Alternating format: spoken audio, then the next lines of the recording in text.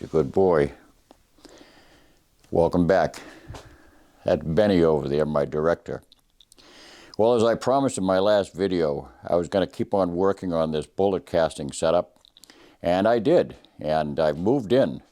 As you can see, I've got my shelves filled up, and things are starting to. I've already pumped out a few bullets. I'll give you a tour of the whole shop in a moment. Before I do, though, and I spoke about this briefly in the last video, bullet casting is something which you really have to consider seriously before you introduce it to your life. And when I say that, this is not like cigarette smoking or something like that, where down the road, you might get cancer or you might have some sickness from being involved with certain activities. What I'm talking about here is a heavy metal which is ingested easily by the human body. In fact, for that matter, even Benny could ingest it, and he's down on the floor, so I've got to be very careful to keep that stuff off the floor. It's a heavy metal which is very dangerous to the human body, and when it's ingested, it causes poisoning. It's as simple as that. It doesn't take a long time for lead poisoning to occur. In less than 2.5 years of working in an indoor range and handling lead on a daily basis, less than 2.5 years, I ended up with acute lead poisoning. Now, I didn't end up with chronic lead poisoning. Chronic lead poisoning is when you go over the brink and then you have some physical illnesses which are really bad. It affects your kidneys. You can shut down your kidneys. You end up on dialysis until you die. It can affect your neurological system. It goes into your bones. It causes almost every part of your body is affected by lead once it's ingested and it is in your body. Being a heavy metal, it creeps in many different ways. It can come in actually through the skin. That's been proven just by contact with your skin. Certainly by your mouth through your oral factors, your nasal or your mouth, through your eyes. Any number of ways that lead can get into your body. It will. I'm not mentioning this to scare you or anything like that. I'm just simply mentioning this so that you be sober in understanding what you're dealing with and how you can mitigate the problem. To be very honest with you, the very simple fact of the matter I learned back years ago when I ended up with acute lead poisoning. And you might say, well, what happened to you? I didn't die. Well, when I had acute lead poisoning, it meant I had to divorce myself from any contact with lead whatsoever for about 5 or 6 years. Until my BLL, my blood lead level, dropped down to acceptable levels. And it took a long time. It was maddening. We had to shut down our range and everything else until we had the ventilation properly mitigated, and even then we couldn't mitigate they're discovering now indoor ranges and lead is like oil and water. You just cannot have indoor ranges with lead bullets. You have to have frangible bullets or jacketed bullets, and even full metal jacketed bullets with exposed lead bases. That has been found.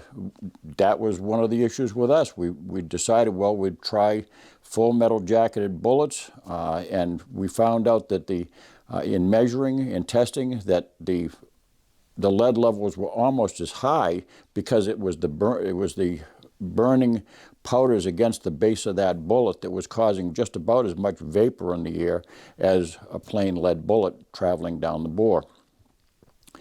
But when it comes to lead casting, you're bringing in an entirely different scenario. Lead casting means that you are. First of all, the very obvious hazard is the fact that you're working with molten lead that can reach temperatures approaching 1,000 degrees very, very quickly with a standard lead melting furnace. At the very least, you're working with temperatures that are in the 750s. That's very dangerous temperatures for any person to be near with a liquid substance that can literally burn right through your skin. Can cause horrible burns. So you have to be very, very careful about how you have your setup. It's got to be set up on a very solid work surface where there's no possibility that the leg of a table, don't use a card table or something like that, or, a picnic table that has temporary legs that can be swept out by a dog running by or a child or something. That can be a very grievous situation. That amount of lead, 20 pounds of lead in a pot like that, can easily kill a person. So that's the obvious fact, is that you have to make sure that you have a good solid work surface to work from. Secondarily, you have to be very, very sure to isolate yourself from all the fumes. Now, the fumes contain lead. It's odorless. You can't smell it or anything like that. And you can smell when you put in fluxing material. I use beeswax, which is a traditional type of fluxing material. It's clean, but that's a noxious odor that will certainly alert you to the fact that you've got something going on there. But it's not the beeswax that's harming you. It's the lead that's always in those fumes that's in the air. Lead being what it is heavier than air, and it will settle.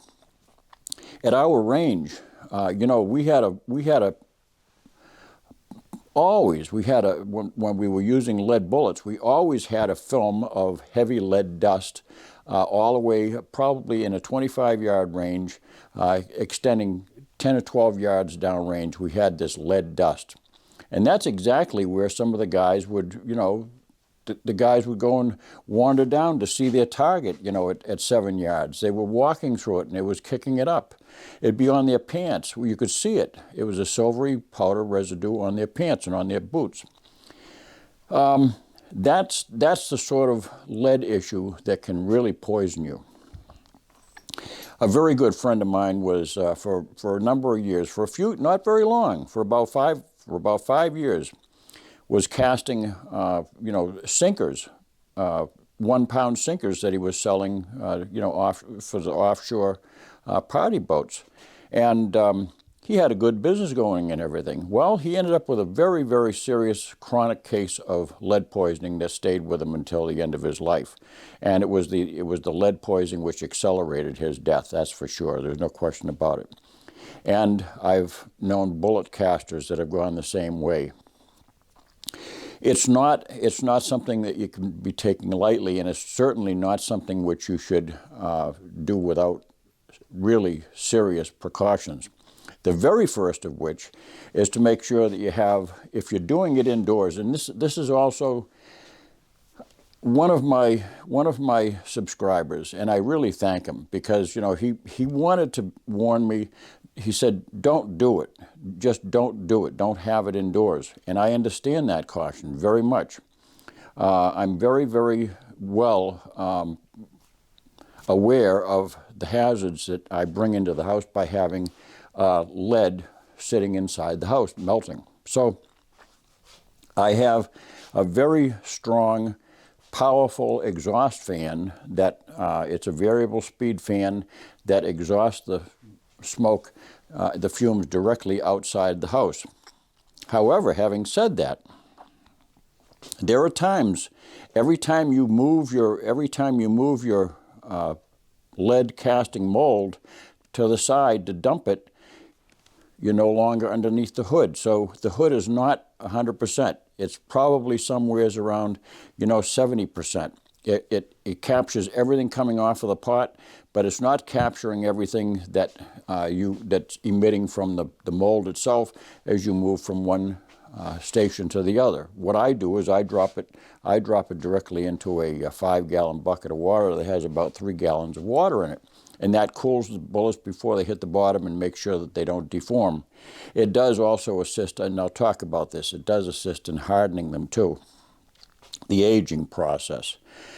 So that's the first thing, is to have very, very good ventilation. I'll give you a quick tour of that in a moment. Secondly, is to remember that your clothes that's going to be something that's going to be so important, to make sure that you wear clothes that you change every time you get done casting. Make sure that you got fabric that's going to be taking on lead. you got to get it in the washing machine and wash it. Don't be wearing it around for a day after you've done casting bullets. This might sound a little bit, a little bit too feverish and everything, but trust me, having been a person who had lead poisoning, I know it's something that comes on very quickly. One other gentleman that I knew, he was a dear friend in a neighboring town, and he was in the same business as me. He was a sergeant who was teaching folks how to shoot, teaching recruits how to shoot. He died from it, and he was only exposed to the lead issue for about 2.5, 3 years, about the same as me. He simply succumbed very, very quickly, and nobody knew it was coming on. Do not take this lightly. So your clothing should absolutely be something that you can launder every single time that you get done at the lead pot. You might say, well, why don't I wear a leather apron? Well, I don't wear a leather apron because you can't launder a leather apron, and the leather itself will become impregnated with lead. So you don't want to be wearing a leather apron. It gives you a little bit of additional protection, if you should have a spill or something like that. But even the cotton will protect you. I've got my trousers on, I've got a heavy shirt on, and I've got this apron, and by the time the lead hits it, it's pretty much stopped at that point. So all exposed skin hazard is gone, virtually gone. I mean, it's not going to protect me if I should have a major spillage, but it's something I can launder, so that's important. Watch out for your casting gloves. Typically, most people, just for comfort, will wear, welder's gloves, and you don't want to have too heavy a welder's glove because you can't handle the molds. But those too need to be tossed after a few sessions, because those are they don't cost much. I buy those at a local one of these job lot stores, and they cost me $3.95 a pair. So I don't mind throwing them away. I buy them for loading the wood stove and all that other stuff too. So I don't mind tossing them and getting rid of them. And the other thing is, I talked about that 30% or so fumes that escape.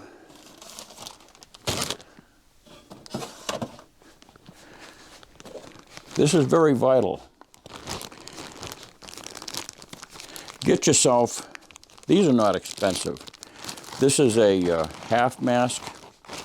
Now, a full mask will protect your eyes. The only trouble is that a full mask is a little bit difficult for most people realistically to use for more than a very short period of time. But this is a 3M half mask. If you want to know the number, this one is actually, they make different half mask models, but this is a half face piece large, and it's a 6300 series. So this is a 6300 series. They make different series. These are sold typically without the filter element. This filter element right here is a 2091, and it's rated as a P100. That's a particulate matter filter, and 100 basically means it filters 100% of all particulate matter down to the smallest microns. So it'll filter any organic and inorganic matter before it gets to you. The mask has got to, it should be professionally fitted. I mean, there's so many of these safety stores around the country right now. I'm sure there's one within driving distance, but it's a good idea to have one professionally fitted so that you know that it's tight, because they come generally in, I think, 3 different sizes. But you have to have those, you have to have this, because this is something I wear. I wear this when I'm sawing at my work table, when I'm sawing wood. If I'm ripping a bunch of wood, those fumes and that sawdust is also very hazardous to my lungs. And at my age, I don't need to have any challenges. So this is not uncomfortable to wear. It simply goes around the back and provides a very safe, easy breathing. I can breathe through this all day long. These are made to be worn by workers who are working with asbestos and lead, paint mitigation and all those things. So they're meant to be worn all day long. And these are very, very comfortable. I mean, it's not like being, without it. It's certainly a little bit of a discomfort when you first put them on. But there's hardly, I would say the resistance is very, very low.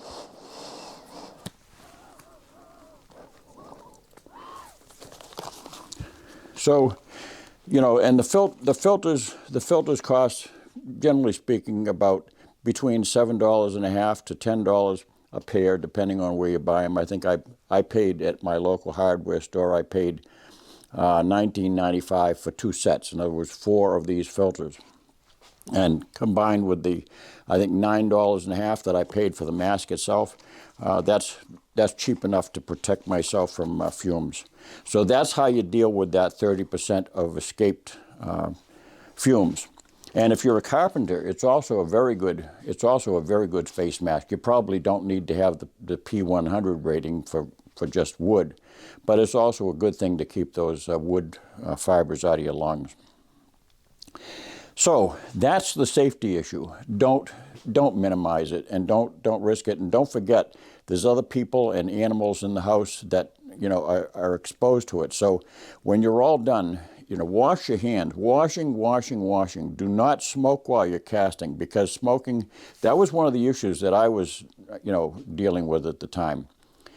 We were working with lead, reloads all the time. Believe it or not, we were actually, nobody in those days thought anything of, sitting at a reloading bench with a cigarette ashtray way over here, and you'd go over and take a puff, and you'd go back and sit down at the bench and work with your bullseye powder. And if they ever interacted, it'd be a holocaust, and that'd be the end of it. But we did silly things back then. I mean, everybody did. It was ridiculous, but that's what we did. We thought nothing of going over, walking 3 paces over, taking a drag from your cigarette, putting it down, and then going back to the loading bench. So we ingested lead that way too, and that was a very common way of ingesting lead very quickly, because it's all over your hands. We were handling lead bullets. So take those precautions and wash up all the time before you eat. Change your clothes, get rid of them. And I really recommend that you don't cast, don't make it a hobby. Don't cast like every single day. Find something else to do every single day. Cast up a bunch of bullets, put them in a box and leave the bench and vacate it for a while. Try to limit your exposure to the stuff, because your body will eliminate it, but it cannot deal with it if it's too quick. Acute lead poisoning comes from too quick an onset of exposure. And that's the sort of thing that I did when I was working with the stuff, at the range. It was too much, too often. So, cast up a bunch of bullets. Maybe you want to cast up 200 or 300 bullets, put them in a box, and then leave it. Enjoy shooting them and go back to it later. But don't sit down every single night and cast up all kinds of ammo. Now Benny's starting to get, this is about his time of day when he wants to go out and he goes out and have a cigar with me. I keep talking to him about, the hazards of smoking, but he just can't get over it. So what he does is, he waits for me to get done with my cigar, and I toss it out in the snow, and he does a Mexican hat dance around the cigar, and then he eats the snow where the smoke was. Now I can't explain to him what he's doing that's not good for him, but he doesn't listen. So anyway, let's take you on a tour of the bench. Well, of course, we've got the center of attraction here. I've got a Lee casting pot, Lee casting furnace. This to me is this is the standard of the industry now. You don't need to spend an awful lot of money of your hard-earned money on a lead furnace. This is a Lee Pro 420, and it's a very, very good furnace. I've been using that type of furnace for many, many years. They last forever, and they're a fraction of the price of some of the others on the market that have been around for a while. And these are gaining quite a good reputation too. Now some people will affix them with a PID, which is basically it's a temperature monitoring and stabilization system, which will maintain a specific set temperature. I may hook this up with a PID someday down the road, but I've been doing it for so long that I can pretty much gauge it without doing too much other than having just a thermometer. And I've graduated over the years from just analyzing the bullets by appearance. When they're too cold, they get wrinkled, and when they're too hot, they get frosty. And we'll talk about that a little bit later too. That's not frosty is not necessarily a bad thing, other than it's it's not the purest idea of a good bullet, but they work really well. But this one here, is a step up from the standard, just a probe thermometer. This is electronic, pretty inexpensive. And then I've got a pot here. This contains the slag that I take off the top of the lead, and we'll talk about all those things. Make sure you have good lighting. I like to have light right where the action is, so that I don't have any, I don't bump into things, and you don't want to be bumping into things with molten lead. So have good lighting right on your work surface. And this is the hood. I explained in my first video, this is actually an inverted salad bowl. I could have hooked this up with up to probably a 10-inch diameter outlet if I wanted to. I didn't want to get too aggressive because I'll be exhausting all the warm air from the basement. But as you can see, this goes up, and that right there is a Fantech fan, made in the USA. Really a great company to work with. They had this shipped to me in 2 days. Fantastic. And good workmanship, and that's piped out directly outside. And I've got a steel flapper out there too, so that it has good closure. So that's the ventilation. And as I say, that you can, if you weren't forced to actually work with the lead, if you were just piping it directly out from the pot. Now I just touched that, so I've got to make sure I don't touch my face or my mouth or anything, and my nose. So I'll have to wash up. But it's a good solid workbench, and there's my dumping bucket, and it's just plain water. As you can see up here, I've got places to store some work tools. I've got my wooden dowel here. If you get a stubborn bullet, you can give your the sprue cutter nut a little bit of a tap, and that will release any stuck bullets. We'll talk about that issue too. And I've got a butane lighter to smoke my molds. This is a simple ladle. That's a Lee ladle, and that's something we'll discuss. I really encourage everybody to use a bottom pouring pot, because to ladle out lead, that's an increased exposure, and it puts your hands in the way of where the air travel is. So as a result, you're fanning, every time you move around underneath this, you're fanning fumes toward you, so you're interrupting the flow. So I really recommend bottom pouring spout. I've got up here some just a few of my ingots. I'm probably running a little low. This is some of them. This cabinet will hold probably several hundred pounds of lead. It's very, very well anchored. And I've got some, this is some super hard, made by Roto Metals. We'll talk about that. That's antimony. That's antimony concentrated in that lead for hardening the bullets. And the regular ingots, those are all Lyman number 2 for the most part. And beeswax. I've got beeswax. This is what I use for fluxing. And I got chunks of beeswax here. Most of the time I use the kernels, but the chunks I use to occasionally dab one of the contact points of the molds to keep lubricated. That's vital. And so we move over. You can see I've got some bullets cast up. These are all ready to shoot. You've seen me shoot these. These are just your standard round nose. No, maybe you haven't seen me shoot these. These are my 45 ACP bullets. I've got here some depleting supply of.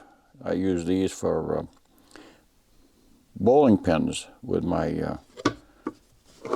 These are 450s. Those are also 45 ACP bullets.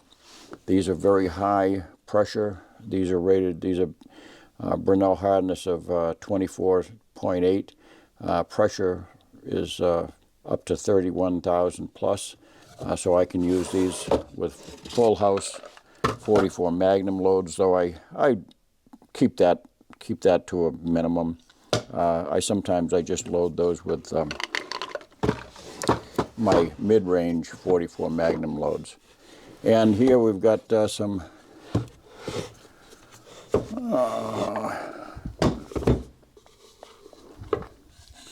these are 231 diameter, 210 grain bullets. So I use these for my 44 special.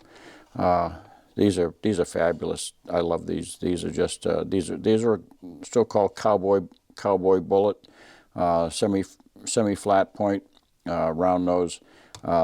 These feed very, very well if you have a lever action repeating rifle.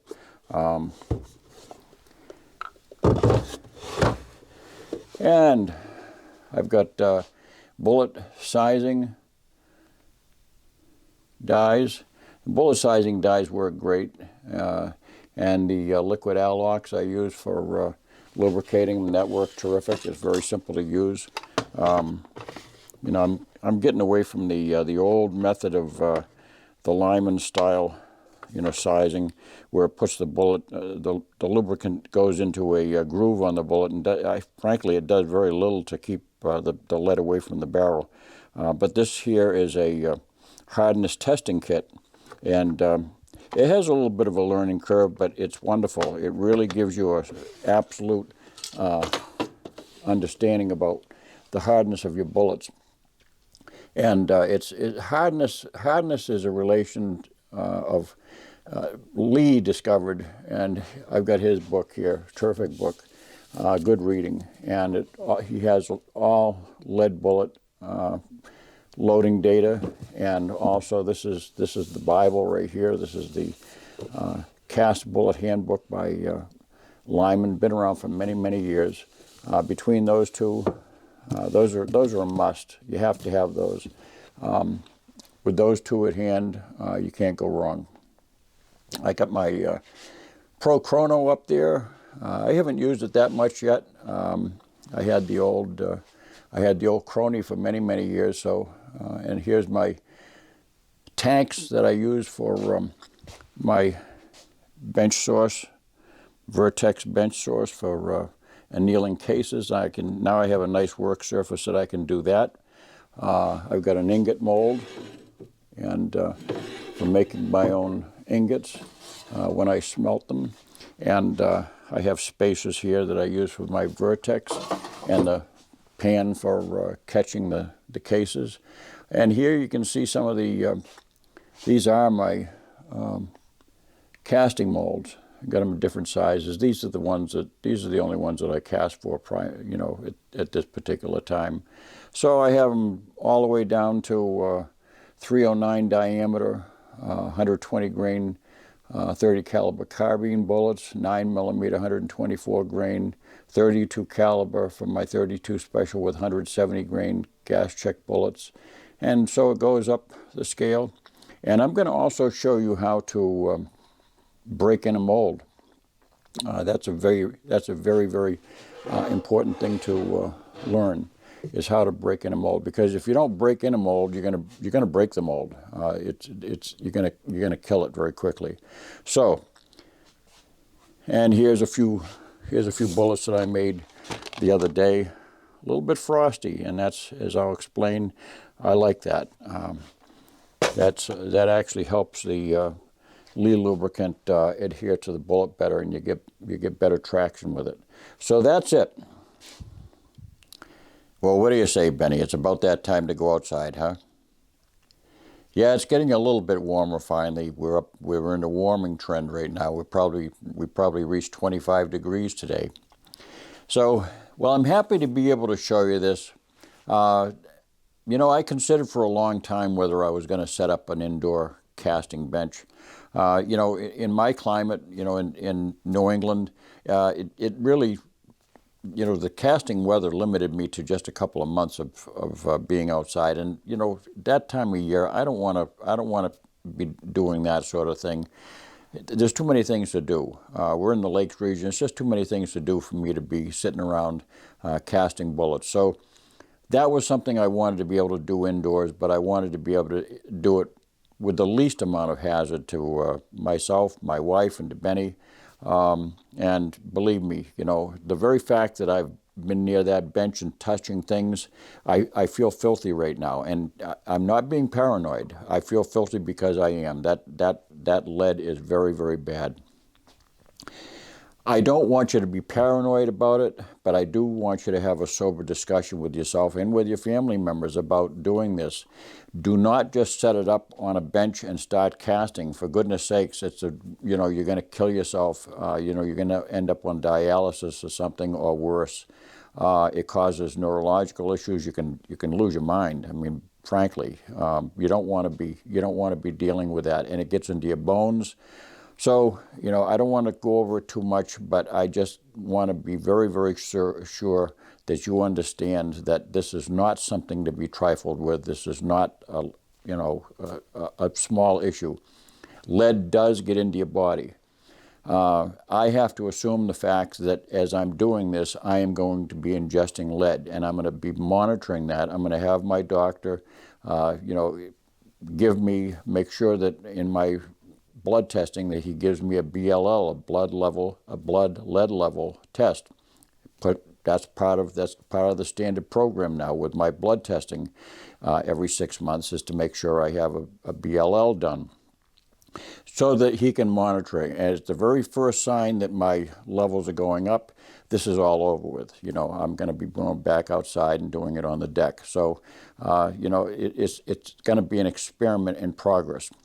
So that's it. I'm very glad that you tuned in and you watched, and maybe by watching this you can be a little bit enlightened as to the real concerns involved.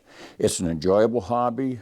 You can really add to your shooting fun by having all these lead bullets at your disposal, but you have to understand that it does come with a very, very strong cautionary.